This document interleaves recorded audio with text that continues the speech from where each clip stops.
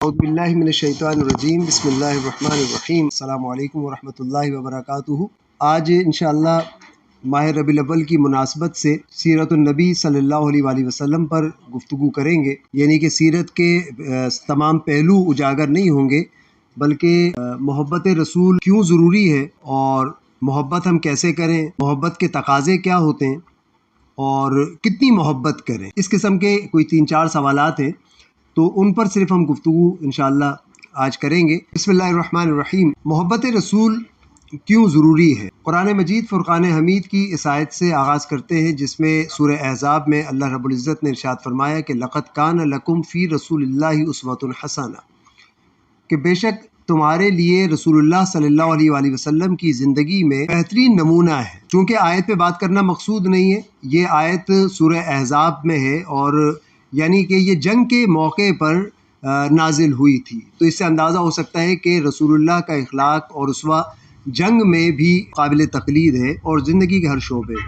تو اس کا مطلب ہے کہ اللہ تعالیٰ نے تمام کائنات کو پیدا کیا اور تمام مخلوقات کے اندر رہنمائی، ان کے اندر ودیت فرما دی، لیکن انسان کے لیے یہ معاملہ اختیار نہیں کیا، بلکہ انسانوں کے لیے اللہ تعالیٰ نے انبیاء کرام کو مبعوث کیا، اور اس سلسلے کی آخری کڑی حضور خاتم النبیین محمد مصطفیٰ صلی اللہ علیہ وآلہ وسلم کی ذات اقدس ہے۔ تو انسانوں کی رہنمائی کا طریقہ یہ بتایا کہ وہ رسول اللہ صلی اللہ علیہ وآلہ وسلم کا اتباع کریں تو ہی کامیابی حاصل ہو سکتی ہے۔ تو محبت ہم کیوں کریں؟ بچے جو ہے وہ دنیا میں ایک فطری قانون ہے کہ ہر بچہ اپنی ماں سے اس دن سے محبت کا آغاز کرتا ہے جب وہ دنیا میں آتا ہے۔ ابھی وہ بولنا بھی نہیں جانتا، چلنا پھرنا نہیں جانتا، پہچانتا نہیں ہے، لیکن وہ اپنی گرد اس شخصیت کو پہچان لیتا ہے کہ جسے وہ اپنا رب مانتا ہے، اپنا مالک مانتا ہے، اپنا خالق مانتا ہے، جس کی گود میں جا کر اسے پناہ ملتی ہے، اسے سکون ملتا ہے، اسے راحت ملتی ہے، وہ تمام تکلیفوں سے دور ہو جاتا ہے۔ اس تمام چیز کے لیے ایک ہی ذات اس کے پاس ہوتی ہے اور وہ ہوتی ہے اس کی ماں۔ چونکہ اس بچے کی یہ انسیت کی بنیادی وجہ یہ ہے کہ اسے یہ تمام بینیفٹس، یہ تمام فوائد، یہ تمام نعمتیں جس جگہ سے مل رہی ہوتی ہیں، تو یہ فطری تقاضا ہے کہ وہ اس کی جانب میلان اس کا بڑھتا چلا جاتا ہے، انسیت بڑھتی ہے اور وہ اس سے حد درجے محبت کرنے لگتا ہے، اتنی محبت کہ وہ اس کے خلاف کوئی بات برداشت نہیں کرتا، اور اتنی محبت کرنے لگتا ہے کہ اگر وہی ماں اسے دھتکار دے کسی موقع پر تو وہ اس کے باوجود بھی اسی کے پاس جاتا ہے، چپ ہونے کے لیے، سکون کے لیے۔ تو اس سے اندازہ ہوتا ہے کہ رب سے محبت کس درجے کی چاہیے ہوتی۔ چونکہ محبت ایک فطری تقاضا ہے، یہ ایک باطنی عمل ہے، تو اس کے لیے ضروری ہے کہ جس سے محبت کی جائے تو یہ محبت خود بخود نہیں ہوتی۔ اس خود بخود سے مراد یہ کہ جب تک وہ کسی انسان کے تمام تقاضے پورے نہ ہو رہے ہوں، اس کو تمام نعمتیں اور رحمتیں جس سمت سے مل رہی ہوں گی وہ خود بخود اس طرف مائل ہونا شروع ہو جاتا ہے۔ تو اس ذات پر ایک مکمل یقین کی کیفیت کا پیدا ہونا۔ دوسرا یہ کہ انسان صرف کامیابی کے لیے، سکون کے لیے اور راحت کی تلاش میں رہتا ہے، اور یہ چیزیں اسے جس جانب سے ملتی ہیں وہ اس جانب متوجہ ہو جاتا ہے۔ اس کی وابستگی، اس کا تعلق، اس کا رشتہ، اس کی نسبت اس جانب مضبوط ہوتی چلی جاتی ہے۔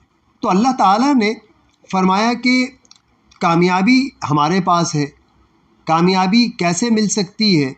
کامیابی کہاں موجود ہے؟ تو اس کے تمام ان سوالات کا جواب یہ ہے کہ تم چونکہ اللہ تعالیٰ سے محبت نہیں کر سکتے، حق تو یہ ہے کہ تم اپنے خالق سے، اپنے رب سے، اپنے مالک سے محبت کرو، لیکن اس لیے محبت نہیں کر سکتے کہ محبت اگرچہ فطری تقاضا ہے، لیکن اس کے تمام معاملات طبعی طور پہ جب تک رونما نہیں ہوتے تو محبت نہیں پیدا ہوتی۔ یعنی کہ انسان کی عقل سے، وہم سے، گمان، قیاس، ادراک سے اللہ تعالیٰ کی ذات ماورا ہے، تو اس سے محبت کے امکان نہیں ہوتے۔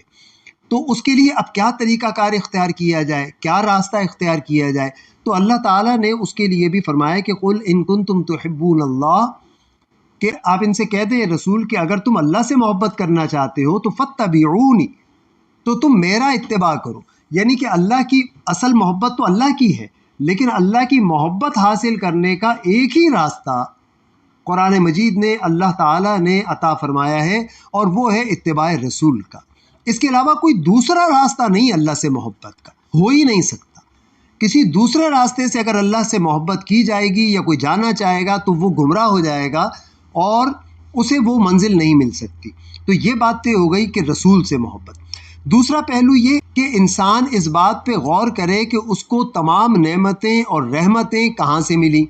تو قرآن اس کا جواب دیتا ہے کہ وما ارسلناک الا رحمۃ للعالمین، کہ ہم نے اے رسول آپ کو نہیں بھیجا، یعنی کہ بڑا خوبصورت انداز ہوتا ہے یہ ماں کا جو استعمال ہے، وما ماں کا استعمال یہ بتا رہا ہے کہ ہم نے نہیں بھیجا، یعنی کہ ہمارے بھیجنے کا سوائے اس ایک مقصد کے کوئی اور مقصد نہیں ہے۔ وہ کیا ہے کہ الا رحمۃ للعالمین، تمام عالمین کے لیے رحمت بنا کے بھیجا۔ اب عالمین دیکھیے، ہم تو آج تک عالم کو نہیں پہچان سکے کہ عالم کیا ہے، ایک کائنات کیا ہے، اور یہاں عالمین کا ذکر ہے۔ اور ہم جس کائنات میں رہتے ہیں یہاں پر مطلب کتنی کہکشائیں موجود ہیں، کتنے کلسٹرز موجود ہیں، سپر کلسٹرز موجود ہیں، اس تمام کے اندر دنیا کی حقیقت کتنی سی ہے، اور دنیا کے 4 حصے کریں، ایک حصے پہ انسان آباد ہے، تو ہماری اپنی وسعت، اوقات، بساط کیا ہے۔ تو رسول اللہ صلی اللہ علیہ وآلہ وسلم رحمۃ للعالمین بنا کے بھیجے۔ رحمۃ للعالمین بنا کے بھیجنے کا مطلب یہ ہوا کہ جس چیز کی تمہارے پاس کمی ہو وہ چیز عین وقت پر اتنی مقدار میں میسر آنا، یہ کہلاتی ہے نعمت، یہ کہلاتی ہے رحمت۔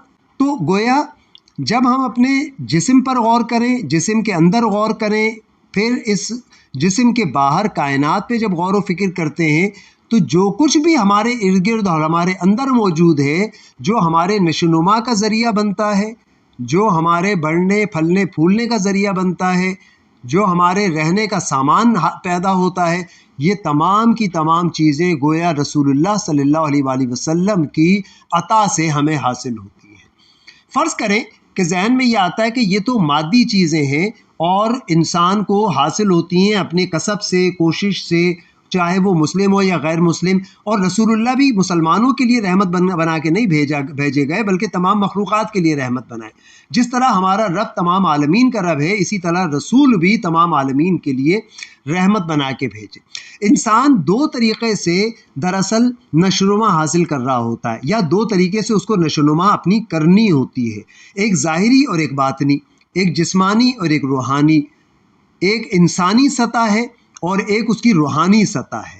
تو یہ دونوں سطحوں پر اس کو نشوونما کی ضرورت ہوتی ہے۔ تو یوں سمجھیے کہ 80% جو نشوونما روحانی ذریعے سے حاصل ہوتی ہے، بلکہ 100% وہ تمام کی تمام پوری کی پوری حتمی طور پر رسول اللہ صلی اللہ علیہ وآلہ وسلم کی ذات اقدس سے ہی حاصل کی جا سکتی ہے، ورنہ ہماری روحانی تربیت یا اسے انسانی تربیت بھی کہیں تو وہ ممکن نہیں ہے۔ اور حیوانی طبیعت یا حیوانی نشوونما سے مراد میری ہے کھانا پینا، سونا، جاگنا، افزائش نسل یا بقائے نسل کے تمام تقاضے یہ حیوانی سطح کے ہیں، جانور کی سطح کے، اور اس کے روحانی تقاضے تمام کے تمام جو ہے وہ باطنی سطح پہ مشتمل ہوں گے۔ تو یہ تمام کے تمام رسول اللہ صلی اللہ علیہ وآلہ وسلم کی ذات اقدس سے ہی ممکن ہے۔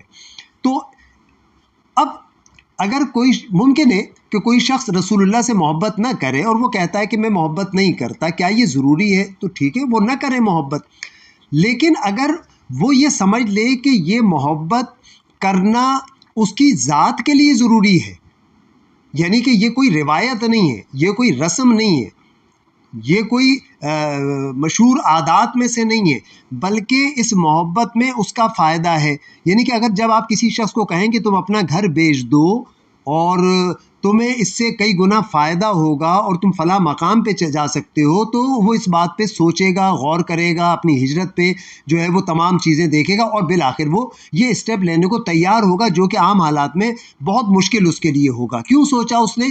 کیونکہ اسے اپنا ذاتی فائدہ نظر آیا۔ اور اگر اسے کہا جائے کہ اگر تم یہیں رہو گے تو تمہیں شدید نقصانات ہو سکتے ہیں، یہاں پر سیلاب آنے کے، زلزلے آنے کے امکانات زیادہ ہیں، اور تمہارا جو لاکھوں کروڑوں روپے تم نے لگائے وہ سب تہس نہس اور تباہ و برباد ہو جائے گا۔ یہ ساری سائنسی حقائق ہیں جن سے یہ ثابت ہو رہا ہے کہ یہ تباہی یہاں پر آئے گی، تو وہ شخص اپنی تباہی دیکھ کر وہاں سے موو ہوگا۔ تو جب یہ یقین پیدا ہو جائے کہ رسول سے محبت میری بقا کا ذریعہ ہے، تو یہ محبت اس کے لیے لازمی امر ہو جائے گا، اس کو کرنی پڑے گی، اس کو نہ چاہتے ہوئے اس جانب جانا پڑے گا۔ تو اسی طریقے سے اگر وہ اس محبت کو نہیں حاصل کرتا تو گویا تباہی، بربادی دنیا میں بھی اور آخرت میں بھی اس کا مقدر ہے۔ اس کے لیے بہت ساری چیزیں غور و فکر ہمیں کرنی پڑیں گی۔ تو یہ تو محبت رسول کیوں ضروری ہے، اور ظاہر انسان کامیابی حاصل کرنا چاہتا ہے، اور کامیابی کیا ہے؟ کامیابی ایک کم از کم مسلمان اس بات پہ تو یقین رکھتا ہے، اور عام انسان بھی عقل کی بنیاد پہ اس مقام تک پہنچ چکا ہے اور پہنچنے والا ہے مزید، کہ یہ دنیا کی زندگی عارضی زندگی، مطلب محض 50 سال، 60 سال، 70 سال، 80 سال، اس سے زیادہ بالکل بھی نہیں ہے، قطعی طور پر آگے نہیں ہے۔ تو جو کچھ بھی ہمارے پاس ہے وہ بالآخر ختم ہونا ہے۔ تو اب اس کے بعد کے جو مراحل ہیں وہ ہمیں معلوم ہے کہ پھر جنت ہے، دوزخ ہے، محشر ہوگا، وہاں پہ احتساب ہوگا، یہ ساری چیزیں ہوں گی۔ تو وہاں پر کامیابی ہم کسے کہیں گے؟ جو جنت میں جائے گا وہ کامیاب ہو جائے گا۔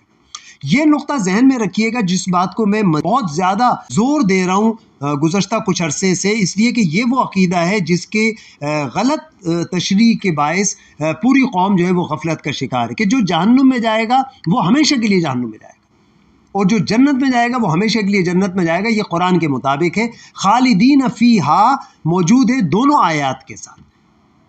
تو یہ ذہن میں بالکل جب کلیئر ہوگا تو نجات یا کامیابی ہم اسے کہیں گے کہ جو انسان جنت میں چلا جائے گا۔ اب جنت میں جانے کے لیے، نجات کے لیے صرف 4 اسٹیپس ہیں جو قرآن مجید نے بتائے ہیں، اور وہ چاروں اسٹیپ جو ہے دراصل قرآن مجید میں ایک چھوٹی سی صورت میں ہے، سورۃ العصر میں، اور وہ آپ سب الحمدللہ جانتے اور پڑھتے ہیں۔ یہ سورہ عصر پر عمل کیسے ہوگا، اس کو دیکھنا اور سمجھنے کے لیے ضروری ہے کہ سیرت کا مطالعہ کریں۔ اللہ کے رسول نے یہ چاروں اسٹیپ، یہ چاروں مراحل مکمل شکل و صورت میں ہمارے سامنے پیش کرتی ہے۔ آمنو ہے، وعملوا الصالحات ہے، وتواصوا بالحق ہے، وتواصوا بالصبر ہے۔ یہ 4 اسٹیپ اگر مکمل ہوں گے تو اس کو فلاح حاصل ہوگی۔ اور یہ چاروں اسٹیپ کیسے کرنے ہیں؟ اب سوال یہ ہے نا کہ کیسے کریں، ایمان کیسے لے کر آئیں، عمل صالح ہم کیسے کریں، کس نوعیت کا عمل کو عمل صالح کہا جاتا ہے؟ تو ان کے جوابات صرف سیرت میں ہی ہمیں مل سکتے ہیں۔ قرآن کی پوری تفسیر اگر عملی طور پہ چلتی پھرتی دیکھنی ہے تو وہ رسول اللہ صلی اللہ علیہ وآلہ وسلم کی ذات اقدس ہے۔ تو اب اندازہ ہوتا ہے کہ سیرت کا پڑھنا، سیرت کا جاننا، رسول اللہ سے محبت ہمارے لیے زندگی موت کا مسئلہ ہے، ہمارے لیے زندگی موت کا مسئلہ ہے۔ رسول اللہ سے محبت ہمارے لیے زندگی موت کا مسئلہ ہے۔ دنیا کا کوئی مسئلہ بھی اس کے آگے ہیچ ہے، کوئی اس سے بڑا مسئلہ نہیں ہے قطعی طور پر، چاہے وہ جتنا بڑا نقصان ہی کیوں نہ ہو جائے، وہ اولاد کا نقصان ہی کیوں نہ ہو جائے، وہ مال و دولت کا، وہ شہرت کا، وہ مقام و منصب کا نقصان ہی کیوں نہ ہو جائے۔ یہ اتنا بڑا اہم ترین معاملہ اور مسئلہ ہے۔ یعنی کہ دوسرے لفظوں میں یہ ہم اس وقت ایک ایمرجنسی کی کیفیت میں ہمیں اپنے آپ کو داخل کر دینا چاہیے، ایک ICU کی پوزیشن میں لے کے آ جانا چاہیے کہ کوئی چیز کمپرومائز اب ہو ہی نہیں سکتی، کی ہی نہیں جا سکتی، کوئی رشتہ، ناتا، تعلق، کوئی چیز بھی اس کے برابر نہیں ہو سکتی۔ یہ پریکٹیکلی ان چیزوں کو جاننا پڑے گا۔ رسول اللہ صلی اللہ علیہ وآلہ وسلم سے ہم محبت کیسے کریں؟ اب محبت کیسے کی جائے؟ یہ تو تھی جو لوازمات میں نے اوپر بتائے کہ کیوں ضروری ہیں یہ ساری چیزیں۔ اب محبت ہم کیسے کریں؟ اب ہم چاہتے ہیں کہ ہم محبت کریں رسول اللہ سے، تو کیسے کریں؟ اس کے لیے بھی ہمیں سیرت کا مطالعہ کرنا پڑے گا۔ سب سے پہلے اللہ کے رسول صلی اللہ علیہ وآلہ وسلم نے جو ہمارے پاس آتی ہیں چیزیں، بہت ساری چیزیں اس میں سے مس ہیں یا ابھی ہماری نظر میں نہیں آئی ہیں، کہ رسول اللہ صلی اللہ علیہ وسلم کی عمر کا ابتدائی جو حصہ ہے وہ اس طریقے سے سامنے نہیں ہے موجود، چند واقعات کے علاوہ۔ بہرحال ابتدا ہم یہاں سے کرتے کہ پہلا اسٹیپ یہ ہے کہ ہم میں سے ہر شخص کو اپنے غار حرا میں داخل ہونا پڑے گا۔ ہم میں سے ہر شخص کو اپنا غار حرا بنانا پڑے گا، اپنا غار حرا تلاش کرنا پڑے گا۔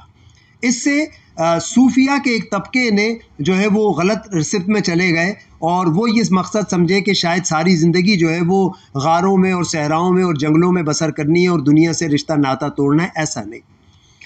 غار حرا میں جانے سے مراد یہ ہے کہ ہمیں اپنا تزکیہ، اپنا احتساب تنہائی میں روز کی بنیاد پر 10 منٹ، آدھا گھنٹہ، اور پھر اس کو بڑھاتے چلے جائیں. بیٹھ کر اکیلے کمرے میں تاریکی میں آنکھیں بند کر کے اور مراقبہ کریں اور صرف اپنی ذات کو پہچاننے کی کوشش کریں. اس لیے کہ اللہ کے رسول نے فرمایا جس نے اپنی ذات کو پہچان لیا اس نے رب کو پہچان لیا، جس نے اپنے نفس کو پہچان لیا اس نے رب کو پہچان لیا، جس نے اپنی خودی کو پہچان لیا اس نے رب کو پہچان لیا. تو سب سے پہلا حق آپ کے اوپر آپ کے نفس کا ہے کہ آپ یہاں سے ابتدا کریں گے. یہ پہلا میدان ہوگا جد و جہد کا، عمل کے آغاز کا. تو آپ اپنی ذات کو پہچاننا، چاہے وہ فزیکلی اس جسم کو پہچانیں اور اپنے انگوٹھے کے نشانوں پہ غور کرنا شروع کریں، اپنے جسم کی ایک ایک نعمت کو دیکھنا شروع کریں کہ یہ نعمتیں آپ کو جو حاصل ہوئی ہیں آپ نے اس کے اگینسٹ میں کیا پے کیا ہے، اس کے شکرانے میں کیا کر رہے ہیں. یہ ساری چیزیں، یہ غور و فکر. پھر یہ کہ میں اس دنیا میں کیوں آیا، مجھے کیوں پیدا کیا گیا، میری تخلیق کیسے ہوئی ہے. ایک جامد مادے سے، ایک پانی سے، ایک بوند سے، ایک ناقابل ذکر نطفے سے میری جو ہے وہ پیدائش ہوتی ہے. کیا پیدائش ہے، مطلب کیا حیثیت ہے، کیا اہمیت ہے اس کی. اور پھر کس طریقے سے اس رب نے اس اپنی قدرت کاملہ کے ساتھ اس ایک بیکار قسم کے جو ہمارے نزدیک جو ہے وہ ایک قطرہ، اس کے اندر ایک جیتا جاگتا اتنا طاقتور باصلاحیت انسان موجود ہے اور وہ نشو و پا کے کھڑا ہو جاتا ہے. تو اس پہ غور کیا کرنا کہ میری تخلیق کیا ہے، کیسے ہوئی، اس دنیا میں میں کیوں بھیجا گیا ہوں. مطلب جو میں اپنی زندگی گزار رہا ہوں کیا یہ میچ کر رہی ہے اس خالق کائنات کے آبجیکٹیو سے، کہ مطلب کیا یہ مقصد تھا صرف میرے پیدا کرنے کا. اتنا بڑا سورج جو ہے وہ مجھے دیا گیا اور آکسیجن اور ہوائیں اور نہ جانے کیا کچھ، اس کے پیچھے کوئی مقصد کیا تھا. یہ کہ میں اپنے جو ہے وہ کنبے کی کفالت کروں گا اور میں صبح جاؤں گا اور شام آؤں گا اور پیسہ کماؤں گا اور یہ کروں گا، بس صرف یہ. تو یہ کرنا ہے ہم نے غار ہرا میں سوچنا ہے. پھر یہ سوچنا ہے کہ قرآن نے ہمیں بتایا کہ جب آدم کی تخلیق کی گئی تو آدم کو جو ہے وہ ساری کائنات کی قوتیں، فرشتے، وہ ساری کائنات کی قوتیں جو پوری کائنات کا نظام نظم و نسق چلا رہی ہیں، وہ ساری کی ساری جھک جاتی ہیں، سرنڈر کر جاتی ہیں. جھکنے کا مطلب یہ ہوا کہ وہ اس کے تابع ہو گئے. گویا ان کے کنٹرول میں جو چیزیں تھیں وہ انہوں نے انسان کے سامنے رکھ دیں کہ آپ آئیے سرکار، آپ ہیں خلیفہ، آپ ہیں اصل، تو ہماری یہ ساری چیزوں کا استعمال بھی آپ ہی کے لیے ہے اور آپ جیسے چاہیں اس کو استعمال کریں. اللہ اکبر. وہ علامہ اقبال بھی کمال انسان ہے، کمال. جتنا اس کو پڑھتا جاتا ہوں عقل حیران ہوتی چلی جاتی ہے. ہمارے تو ابھی تو گفتگو بہت ہے اور 20 منٹ ہو چکے ہیں، پتہ نہیں آج ہماری گفتگو صرف اس اورینٹیشن پہ بھی مکمل ہو پائے گی یا نہیں ہو پائے گی. تو وہ تو یہ کہتے ہیں کہ یہ جو آسمان اور زمین ہے، اقبال کہتے ہیں یہ آسمان و زمین کو واپس دے دے تو، یہ ادھار کی چیز ہے، یہ نہیں چاہیے مجھے.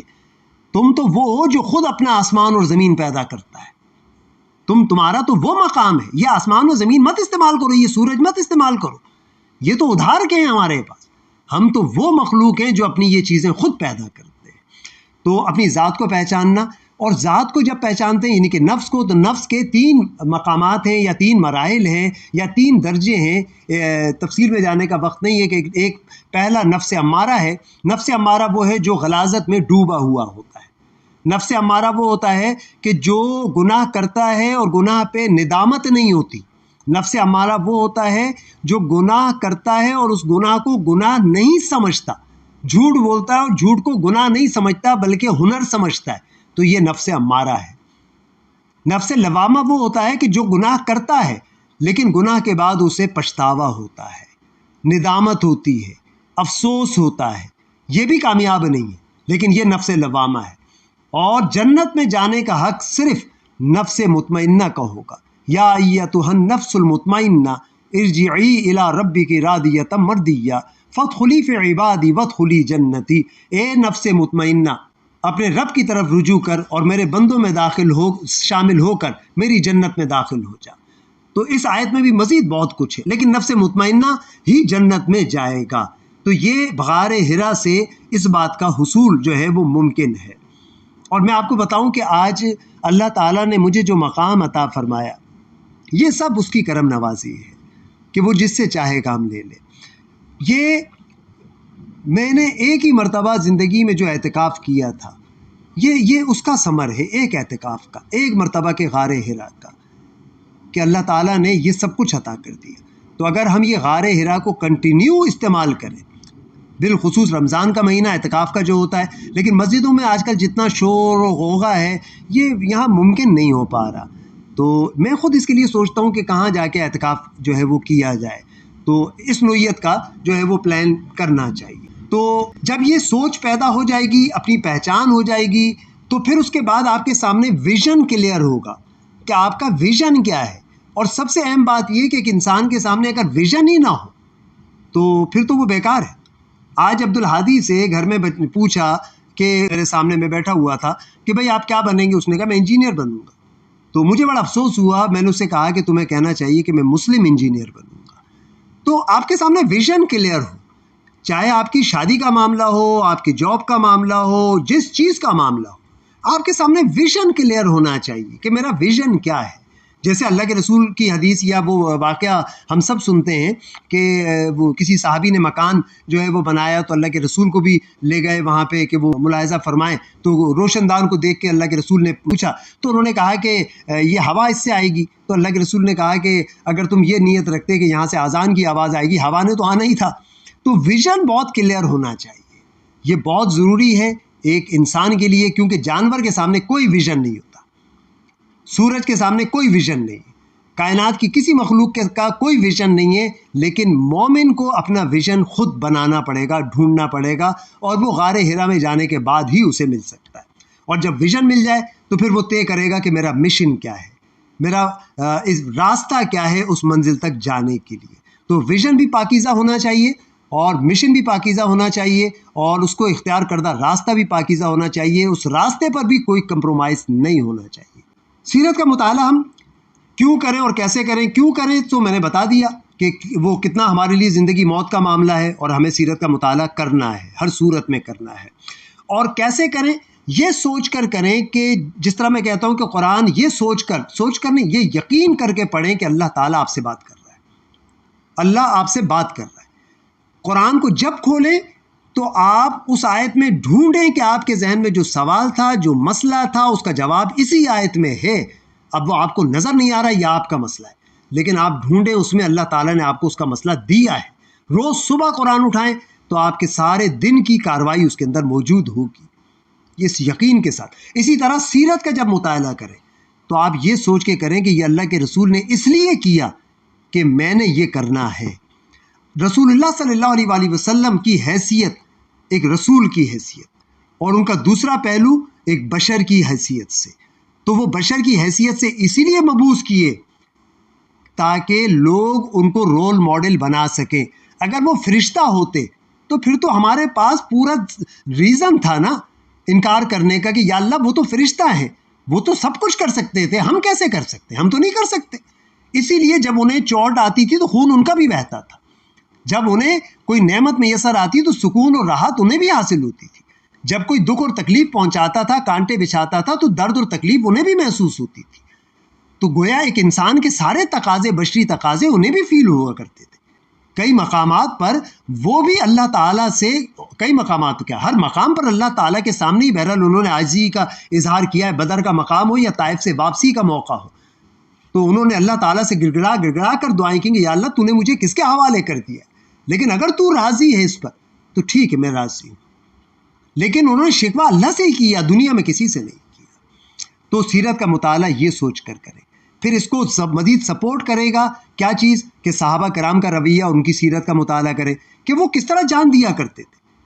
جب ہجرت کے سفر پہ رواں داواں تھے تو حضرت ابو بکر اپنی اونٹنی لے کے کبھی آگے چلتے ان سے، پھر کچھ خیال آتا پیچھے ہو جاتے، پھر خیال آتا دائیں چلتے، پھر خیال آتا بائیں چلتے۔ اللہ کے رسول نے پوچھا ابو بکر کیا کر رہے ہو یہ؟ انہوں نے فرمایا یا رسول اللہ مجھے خوف ہوتا ہے کہ آپ پر آگے سے حملہ نہ ہو جائے، کبھی خوف ہوتا ہے کہ پیچھے سے حملہ نہ ہو جائے۔ جب غار میں ہوتے ہیں باہر سے آوازیں آتی ہیں ان کھوجیوں کی تو حضرت ابوبکر پریشان ہو جاتے. اللہ کے رسول کہتے ہیں کہ ولا تحزن ان اللہ معانا، اللہ ہمارے ساتھ. ابو بکر کو اپنی پریشانی نہیں تھی، رسول اللہ کی پریشانی تھی. جب طائف کے سفر میں ہوتے ہیں تو حضرت زید بن حارثہ کبھی آگے توڑتے ہیں کبھی پیچھے، سارے پتھر اپنے جسم پر لے رہے ہوتے. یہ صحابہ کا رد عمل تھا، یہ صحابہ کی سیرت تھی. تو سیرت کے آئینے میں خود کو دیکھیں. ہم جب سیرت کی کتاب پڑھیں تو دیکھیں کہ کیا میں نے یہ کام کیے ہیں، میں اس راستے پر ہوں. اس کے بعد سوال پیدا ہوتا ہے کہ محبت کے تقاضے کیا ہیں. تمام فیصلوں میں معیار جو ہے وہ سیرت ہونا چاہیے. ہماری زندگی کے ہر شعبے میں، ہر عمل کے اندر صرف معیار جو ہے وہ رسول اللہ صلی اللہ علیہ وسلم کی زندگی ہونی چاہیے. چاہے انہوں نے ایک باپ کی حیثیت سے بھی زندگی گزار کے بتائی ہے، رسول اللہ صلی اللہ علیہ وسلم نے ایک سردار کی حیثیت سے، ایک سپہ سالار کے لیڈر کی حیثیت سے، ایک ریاست کے حکمران کی حیثیت سے، ایک تاجر کی حیثیت سے، ایک پڑوسی کی حیثیت سے، دنیا میں کوئی شعبہ ایسا نہیں ہے کہ جس میں رسول اللہ صلی اللہ علیہ وسلم نے ہمارے لیے کوئی مثال نہ چھوڑی ہو. دنیا میں، کائنات میں روز اول سے قیامت تک کوئی انسان ایسا نہ تھا نہ آئے گا کہ جس کی پوری زندگی، پوری بایوگرافی دنیا کے سامنے ہو سوائے رسول اللہ صلی اللہ علیہ وسلم کے. ہر ڈھکی چھپی بات بھی جس کا گواہ کوئی بھی نہیں تھا، جس کا گواہ صرف اللہ تھا، تو اللہ نے وہ بات بھی قرآن میں عبس وتولی وہ بھی بیان کر دیا کہ آپ کی پیشانی پہ تیوری بھی اگر آئی تو وہ بھی بیان کر دیا کہ دیکھو یہ بھی رسول اللہ صلی اللہ علیہ وسلم کا پہلو تمہارے سامنے رکھ دیں کہ اس میں کیا لیسن ہے تمہارے لیے. تو یہ کیوں رکھا اللہ تعالیٰ نے رسول کی سیرت کو اتنا ہمارے لیے قرآن کے ساتھ محفوظ کر کے، تاکہ قرآن کی عملی شکل، چلتی پھرتی شکل اگر تم دیکھنا چاہتے ہو اور عمل کرنا چاہتے ہو کہ کیسے اسٹیپس اٹھانے، تو تمہیں سیرت کا مطالعہ کرنا پڑے گا. وآخر دعوانا ان الحمد للہ رب العالمین.